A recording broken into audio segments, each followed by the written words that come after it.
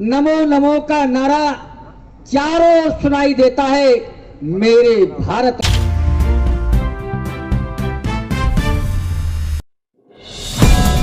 क्या खदान में घोटाला हुआ तो कोयला खदान का घोटाला हो गया, राशन का घोटाला हो गया, 2G 3G का घोटाला हो गया, और घोटालों के नाम पर जब हम देखें तो अगस्ता और वो फोर्स का भी घोटाला हो गया। लेकिन हमारे 10 साल में हम बड़ी जिम्मेदारी के साथ कहते हैं कि एक भी व्यक्ति कोई नन्ना आरोप हमारी सरकार या हमारे प्रधानमंत्री पर नहीं लगा सकता।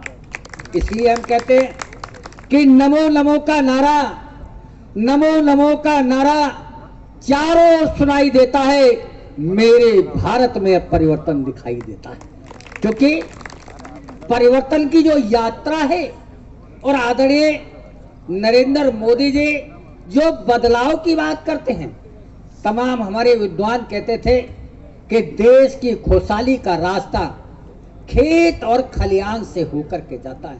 किसान की कैसे आमदनी बढ़े, किसान कैसे संपन्न हो, जरा आप विचार करें। अब लोग खेती किसानी करना नहीं चाहते, और जब खेती किसानी के लिए किसान के बेटे से कहा जाए कि आपको हम सफाई कर्मचारी की नौकरी लगवा देंगे, तो वो बीघा 2 बीघा बेचने को तैयार हो जाता, वो खेती करने के लिए तैयार नहीं। तो खेती में विकास कैसे हो?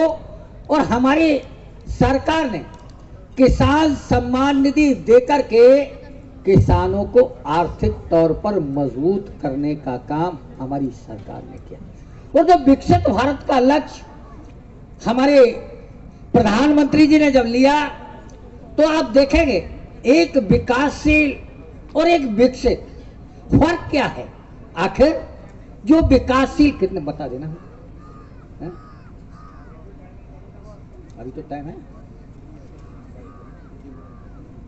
खत्म कर दें।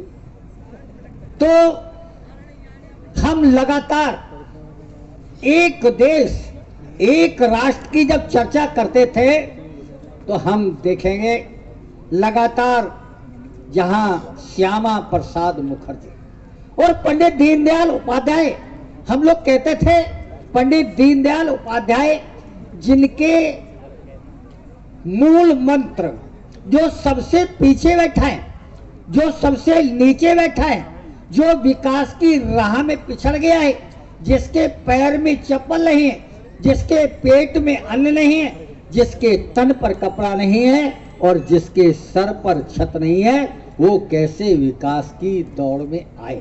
और लगातार उस तरह सरकार का ध्यान गया। लोग जाति की बात करते हैं, लोग धर्म की बात करते हैं, लोग व्यक्ति की बात करते हैं, और हमारे प्रधानमंत्री जी कहते हैं इस देश में 2 तरह के लोग निवास करते हैं। नंबर 1